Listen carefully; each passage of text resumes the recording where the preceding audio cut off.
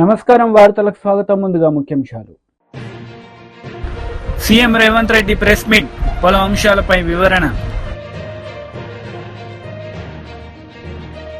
BRS leader Bajireddy press meet, Congress పార్టీలో చేరిన పోచారం శ్రీనివాస్ రెడ్డిపై విమర్శలు. మాజీ మంత్రి కేటీఆర్ మీడియా సమావేశం నిర్వహించారు. ఈ సందర్భంగా పలు అంశాలపై ఆయన మాట్లాడారు. సహకార రంగంలోని మరి బ్యాంకింగ్ వ్యవస్థ, ఇప్పుడు నారాయణ గారిని అడిగితే ఎన్నున్నాయి రాష్ట్రంలో అర్బన్ బ్యాంకులు అంటే 47 బ్యాంకులు ఉన్నాయని చెప్పినారు.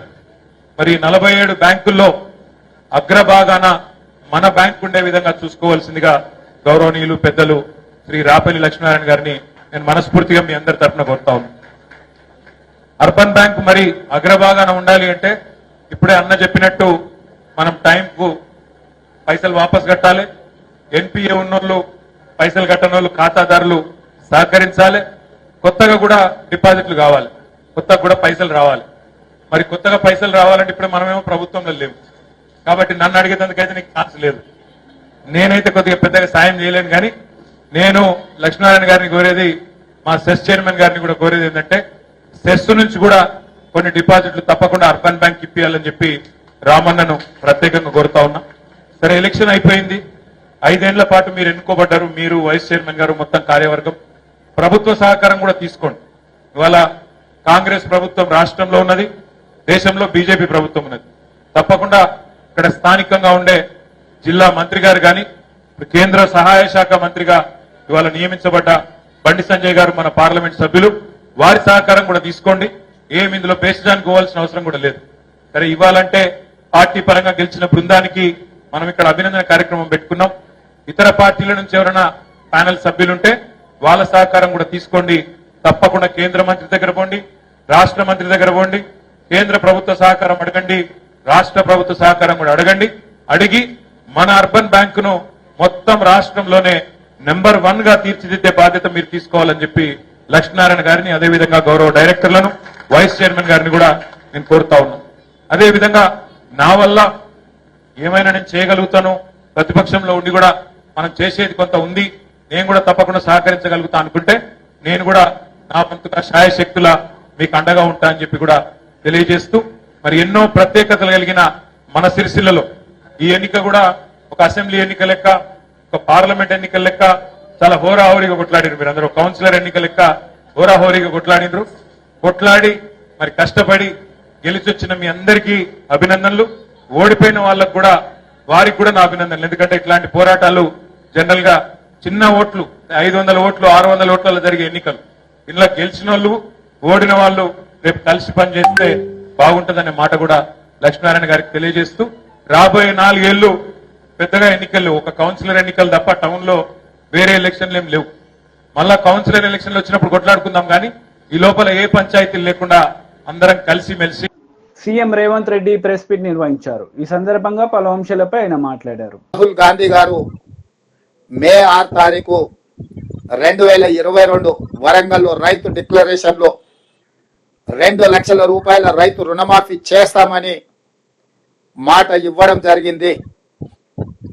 చాలా సందర్భాలలో చాలా మంది నాయకులు, రాజకీయ పక్షాలు, విశ్లేషకులు కూడా గతంలో ఉన్న పాలకుల యొక్క ప్రకటనలు, నిర్ణయాలను దృష్టిలో పెట్టుకొని కాంగ్రెస్ పార్టీ కూడా అలవి కానీ అమలు చేయలేని హామీలు ఇచ్చింది అన్నట్టుగా చర్చలు, విశ్లేషణలు చేయడం మొదలుపెట్టిండ్రు. అందుకే ఈ మంత్రివర్గంలో ఇచ్చిన మాట ప్రకారం 2 లక్షల రూపాయల రైతు రుణమాఫీ చెయ్యాలి అని మా మంత్రివర్గం పూర్తి స్థాయిలో విశ్లేషించి, చర్చించి, వివిధ బ్యాంకులలో ఉన్న రుణాలకు సంబంధించిన వివరాలు సేకరించి వాటన్నిటిని క్రోడీకరించి ఆ రైతు రుణమాఫీ చెయ్యాలి అని మేము నిర్ణయం తీసుకున్నాం. తెలంగాణ రాష్ట్రం వచ్చిన తర్వాత గత ప్రభుత్వం 2 సార్లు ప్రభుత్వాన్ని ఏర్పాటు చేసినప్పుడు 2014 నుంచి 2018, 2018 నుంచి 2023 వరకు 2014 సంవత్సరంలో మార్చి 31, 2014 తారీఖు వరకు కట్ ఆఫ్ డేట్ తీసుకొని ఆనాటి ప్రభుత్వం రైతు రుణమాఫీ చేస్తే 16,000 కోట్ల రూపాయలు రైతుల ఖాతాలలో వేయడం జరిగింది. అదేవిధంగా 2018 రెండోసారి ప్రభుత్వం ఏర్పడిన తర్వాత డిసెంబర్ 11, 2023 వరకు కట్ ఆఫ్ డేట్ తీసుకొని వాళ్ళు చేసిన రుణమాఫీ రైతుల ఖాతాలో వేసిన నిధులు 12,000 కోట్ల రూపాయలు. అంటే గత ప్రభుత్వం 2 విడతలుగా 2 సార్లు ప్రభుత్వం ఏర్పాటు చేసిన తర్వాత చేసిన రుణమాఫీ ఒక్కసారి 16,000 కోట్ల రూపాయలు మొదటిసారి, రెండవసారి 12,000 కోట్ల రూపాయలు. 10 సంవత్సరాలల్లా 2 విడతలల్లా చంద్రశేఖరరావు గారు చేసిన రైతు రుణమాఫీ రైతులకు చెల్లించిన నిధులు 28,000 కోట్ల రూపాయలు. ఆ ప్రభుత్వం డిసెంబర్ 11, 2018 వరకు కట్ ఆఫ్ డేట్ గా వాళ్ళు రుణమాఫీని పరిగణలోకి తీసుకోవడం జరిగింది. మా ప్రభుత్వం డిసెంబర్ 12, 2018 తారీఖు నుంచి మొదలుపెట్టి 9, 12, 2023 వరకు సరిగ్గా 5 సంవత్సరాలు గత ప్రభుత్వం, మళ్ళొక్కసారి నేను చెప్తున్నా, గత ప్రభుత్వం డిసెంబర్ 11, 2018 తారీఖు వరకు కట్ ఆఫ్ డేట్ పెట్టి 2వ విడత రైతు రుణమాఫీ చేసింది. డిసెంబర్ 12, 2018 తారీఖు నుంచి తీసుకున్న రుణాలు డిసెంబర్ 9, 2023 వరకు 5 సంవత్సరాల మధ్య కాలంలో ఈ రాష్ట్రంలో ఉన్న రైతులు తీసుకున్న 2 లక్షల రూపాయల వరకు రుణమాఫీని చెయ్యాలని మా ప్రభుత్వము ఈ మంత్రివర్గంలో నిర్ణయం తీసుకున్నది. ఇచ్చిన మాట ప్రకారం 2 లక్షల రూపాయల రుణమాఫీ చెయ్యాలి. కట్ ఆఫ్ డేట్ 12, 12, 2018 నుంచి 9, 12, 2023 మధ్య కాలంలో రైతులు తీసుకున్న రుణాలను 2 లక్షల రూపాయల వరకు మాఫీ చేయాలని మా మంత్రివర్గంలో మేము నిర్ణయం తీసుకున్నాము. ఈ రుణాలు మాఫీ చేయడానికి దాదాపుగా 30. బీజేపీ రాష్ట్ర అధ్యక్షుడు కిషన్ రెడ్డి మీడియా సమావేశం నిర్వహించారు. ఈ సందర్భంగా పలు అంశాలపై ఆయన మాట్లాడారు. వచ్చినట్లయితే చాలా సమస్యలు పరిష్కారం అవుతాయి. ఈరోజు 15% ప్రొడక్షన్ అక్కడి నుంచే ఈరోజు సింగరేణి తెచ్చుకోవచ్చు. అదేవిధంగా కొన్ని విషయాలు కూడా మేము ఆలోచన చేస్తున్నాము. గౌరవ ప్రధానమంత్రి గారితో మాట్లాడి, ఎందుకంటే ఈరోజు అయితే కేంద్ర ప్రభుత్వం అవలంబిస్తుందో దేశమంతా కూడా అవి పిఎస్యూలు కానీ, కేంద్ర ప్రభుత్వ పిఎస్యూలు కానీ, రాష్ట్ర ప్రభుత్వ పిఎస్యూలు కానీ, లేకపోతే వివిధ మినరల్ కార్పొరేషన్స్ కానీ అన్నిటికీ ఒకే రకమైనటువంటి విధానం ఈరోజు అవలంబిస్తున్నాం. ఎవరికి ఇక్కడొక చట్టము, అక్కడొక చట్టము, ఇక్కడొక పాలసీ, అక్కడొక పాలసీ కాదు. అయినప్పటికీ కూడా సింగరేణి అది ఎవరిది కాదు, అది మనదే. కాబట్టి సింగరేణి కూడా అన్ని రకాలుగా మేము ఆదుకునేటువంటి ప్రయత్నం చేస్తాం. అనేక కారణాల కారణంగా సింగరేణిలో కొన్ని సమస్యలు ఉన్నాయి. ఆ సమస్యలను కూడా అధిగమించడం కోసము తప్పకుండా మేము ఢిల్లీకి వెళ్ళిన తర్వాత నేను కూడా కొంత ఇంకా నేర్చుకోవాల్సింది ఉంది, తెలుసుకోవాల్సింది ఉంది, అవగాహన చేసుకోవాల్సింది. అవగాహన చేసుకున్న తర్వాత మా మంచి ఆఫీసర్సు, చాలా అనుభవం ఉన్నటువంటి ఆఫీసర్స్ ఉన్నారు. సింగరేణి విషయంలో గవర్నమెంట్ ఆఫ్ ఇండియాకి సంబంధించి మా సెక్రటరీ కానీ, మా అడిషనల్ సెక్రటరీ కానీ, మిగతా జాయింట్ సెక్రటరీస్ కానీ చాలా స్టడీ చేశారు. వాళ్ళకు పూర్తి స్థాయిలో దీనిపైన పూర్తి అవగాహన ఉన్నది. కాబట్టి ఖచ్చితంగా సింగరేణికి ఏ రకమైన ఇబ్బంది ఉండదు. దయచేసి ఎవరు కూడా రాజకీయం చేయకూడదు. మరి తప్పకుండా దీన్ని పూర్తి స్థాయిలో అన్ని రకాలుగా అందరం కలిసికట్టుగా రాజకీయాలకు అతీతంగా కలిసి పనిచేద్దామనే విషయాన్ని నేను మనవి చేస్తా ఉన్నాను. కొంతమేరకు ఆయన అడిగినటువంటి ప్రశ్నలకు నేను జవాబు చెప్పాను, ఇప్పుడు కొన్ని చెప్పాను. మళ్ళీ నేను 1-2 రోజుల్లో మరిన్ని వివరాలు, ఎందుకంటే కొంత గ్యాప్ ఇచ్చి మరిన్ని వివరాలతో వేస్తాం. కాబట్టి కార్మికులకు మాత్రం అస్యూరెన్స్ ఇస్తూ ఉన్నాం. కార్మికులు ఏ రకమైనటువంటి ఆందోళన చెందొద్దు. ఈరోజు ఎక్కడ కూడా సింగరేణి బ్లాకో, మరొక కంపెనీ బ్లాకో, మరొక కేంద్ర ప్రభుత్వ బ్లాకో ఏదైనా యాక్షన్ చేస్తే కేంద్రానికి ఏ రకమైనటువంటి రెవెన్యూ రాదు, ఆ రాష్ట్రాలకే వస్తుంది. ఏదో తీసుకుపోయి అమ్ముకుంటున్నారు, ఏదో ప్రైవేట్ వాళ్ళకి ఇస్తున్నారు అనేటువంటి తప్పుడు మాటలు దయచేసి మాట్లాడకండి. కానీ అన్ని వివరాలు నేను తర్వాత మీకు చెప్తాను.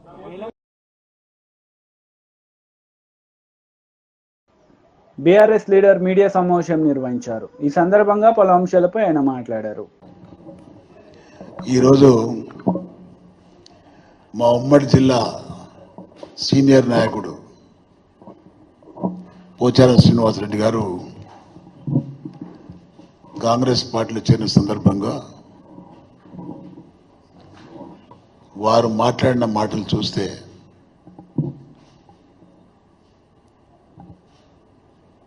మాలాంటి వాళ్ళకి సిగ్గేస్తూ ఉంది. కారణం ఏంటంటే వారి పార్టీ మారడానికి గల కారణం చెప్పిండు ఆయన. కారణం ఏం చెప్పిండంటే రేవంత్ రెడ్డి ముఖ్యమంత్రి గారు ఈ రాష్ట్రంలో రైతాంగానికి చేసే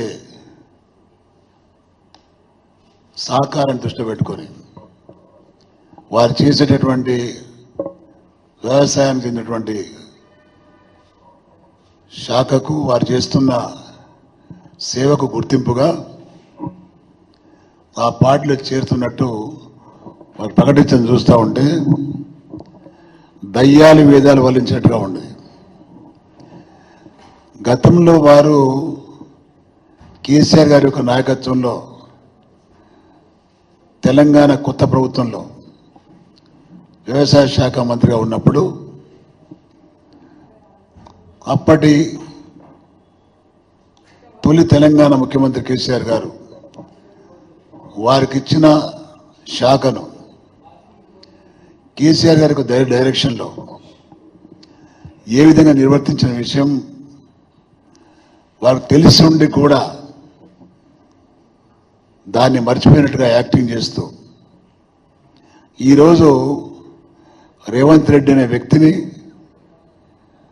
వారు చేసే రైతాంగం యొక్క ద్రోహాన్ని తెలిసి కూడా తన రాజకీయ స్వార్థంతో అవన్నీ మర్చిపోయినట్టుగా నటిస్తూ మరి రేవంత్ రెడ్డి ఏదో చేస్తున్నాడు బాగా రైతాంగానికి అనే విధంగా మాట్లాడుతూ ఆ పార్టీలో చేయడం చూస్తూ ఉంటే కొంచెమైనా పోచారం గారికి సీనియర్ నాయకుడిని అనొద్దు, కానీ కొంచెమైనా సిగ్గు ఉండాలి ఆయనకు. ఈరోజు కేసీఆర్ గారు ఇప్పటి వరకు ఆయనకి ఇచ్చిన గౌరవం గత ప్రభుత్వాలు ఎప్పుడు ఎవరు ఇవ్వలేదు. ఫస్ట్ టైం తెలంగాణ ప్రభుత్వం గెలిచినప్పుడు వారికి వ్యవసాయ శాఖ మంత్రిగా ఇచ్చిండ్రు. రెండవసారి గెలిచినప్పుడు అత్యుత్తమ పదవి స్పీకర్గా వారిని నియమించారు. నియమించడమే కాకుండా ఆయనకు ఒక మంచి పేరును పెట్టడం జరిగింది, లక్ష్మీపుత్రుడుగా. తెలంగాణ రాష్ట్రంలో గౌరవ కేసీఆర్ గారి నాయకత్వంలో రైతాంగానికి రైతు బంధు ఇచ్చి 24 గంటల కరెంట్ ఇచ్చి రైతు బీమా ఇచ్చి సరైన వేళల్లో మరి ఎరువులు ఇచ్చి విత్తనాలు ఇచ్చి చాలా ఎంకరేజ్ చేయడం కాకుండా పండిన పంటను కూడా ప్రభుత్వమే కొనుగోలు చేసి రైతాంగాన్ని ఆదుకున్న సందర్భం ఎట్లా మర్చిపోయినా మాకు అర్థం కావడం లేదు.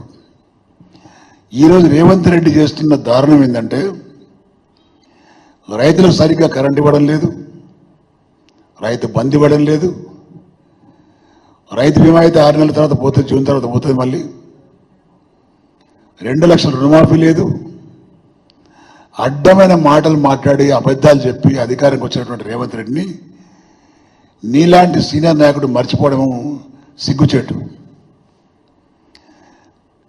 ఎన్నికల్లో ప్రచారంలో భాగంగా బాన్స్వాడకు వచ్చి రేవంత్ రెడ్డి అన్న మాటలు నిన్ను ఎందుకు మర్చిపోయినా అడుగుతున్నా. నిన్ను ఇదే రేవంత్ రెడ్డి ఎన్నికల ప్రచారంలో భాగంగా బాన్సువాడకు వచ్చి నిన్ను నీ కొడుకులు ఇద్దరిని కూడా దండుపాల్యం బ్యాచ్గా అభినందించిన ఆయన. దండుపాల్యం బ్యాచ్ నువ్వా రేవంత్ రెడ్డి బ్యాచా? ఇద్దరు కలిసిపోయినా మరి ఎవరి బ్యాచ్? నువ్వు బాన్సువాడ ఇల్లు కట్టుకుంటే నీ పర్మిషన్ కావాలని, ఇసుక తీయాలంటే నీ పర్మిషన్ కావాలని, అడ్డమైన ఆరోపణలు చేసి నిన్ను అపవాదు చేసినా ఎందుకు సిగ్గుపడడం లేదని నేను అడుగుతున్నా. వృద్ధాప్యంలోకి వచ్చిన నువ్వు 75 సంవత్సరాలు నీ వయసు, ఇంకా ఎందుకు నీకు రాజకీయం? అత్యున్నత పదవులు అనుభవించినావు, మంత్రి పదవులు అనుభవించినావు, పంచాయతీరాజ్ చేసినావు, గనుల శాఖ మంత్రి చేసినావు, నువ్వు వ్యవసాయ శాఖ మంత్రి చేసినావు, స్పీకర్ చేసినావు, ఒక ముఖ్యమంత్రి తప్ప అన్ని పనులు చేసినావు. ఈ వృద్ధాప్యంలో నువ్వు రిటైర్మెంట్ అయితే ప్రజల్లో గౌరవం దొరుకుతుంది నీకు.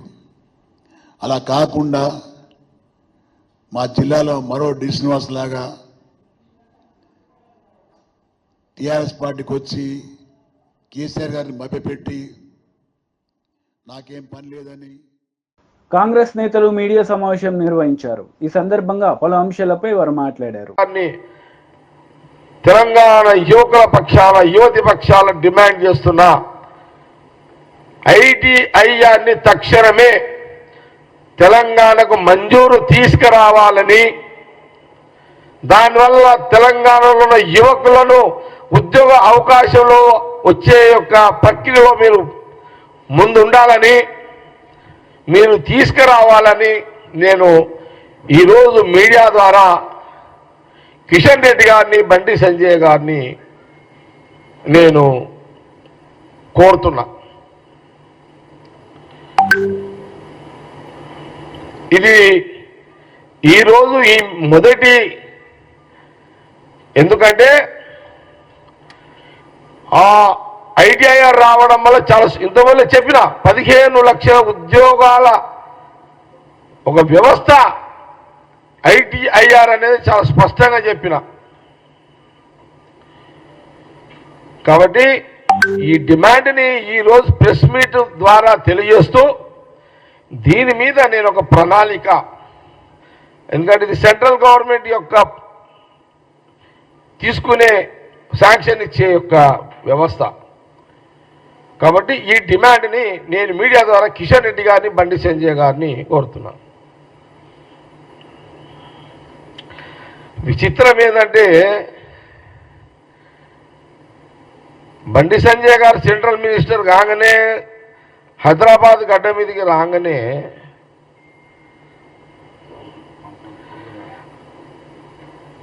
ఐటీఐఆర్ని ఉద్యోగ అవకాశాలు కల్పన చేసే ఒక వ్యవస్థ తెస్తా అని బండి సంజయ్ గారు అయినుంటే తెలంగాణ యువతీ యువకులు సంతోషించేవాళ్ళు. అరే మాకు ఉద్యోగాల ఒక కల్ప వృక్షం ఇది. ఐటీఐఆర్ అంటే ఇదొక ఉద్యోగాల కల్ప వృక్షం ఇది. కానీ ఆయన హైదరాబాద్ గడ్డ మీదకి రాగానే ఒక ఎమోషనల్, జనాలు దేన్ని కనెక్ట్ అవుతారు?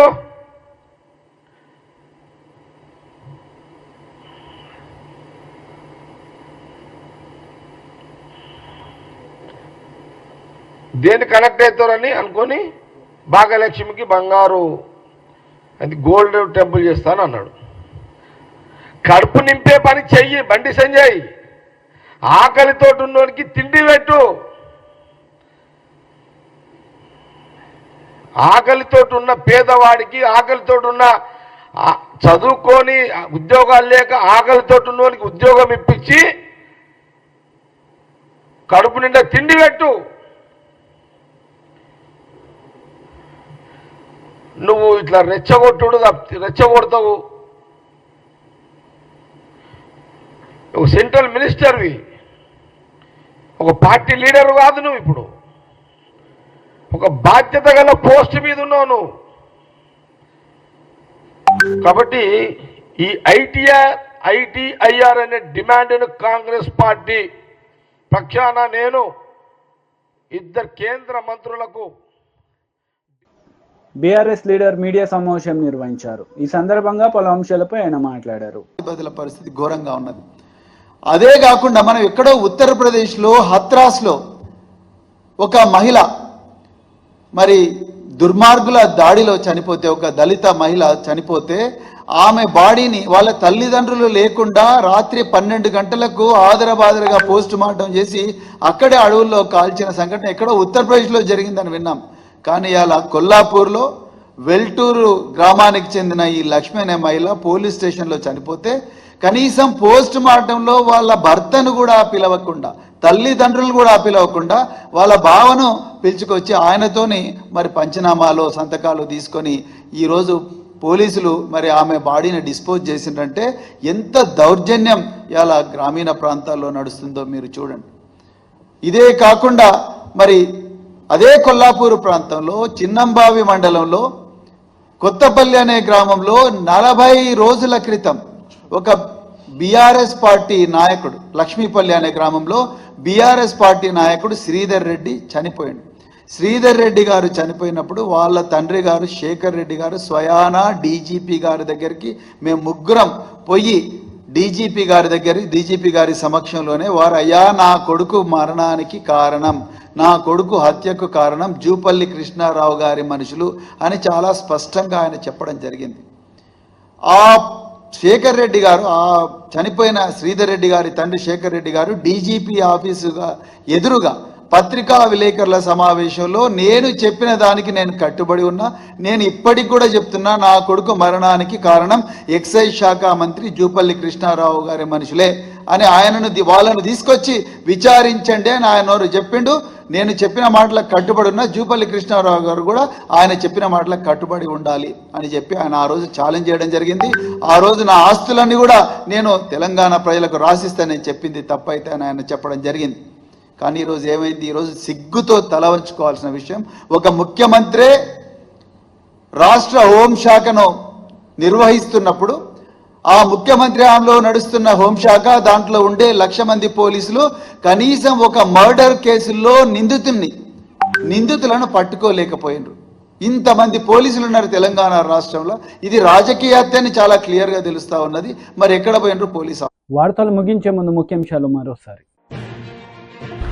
CM Revanth Reddy press meet, పలు అంశాలపై వివరణ. BRS leader Bajireddy press meet, Congress పార్టీలో చేరిన పోచారం శ్రీనివాస్ రెడ్డిపై విమర్శలు. ఈ వార్తలు ఇంతటితో సమాప్తం. తిరిగి ప్రసారమయ్యే వార్తల్లో మళ్ళీ కలుద్దాం. అంతవరకు సెలవు. నమస్తే.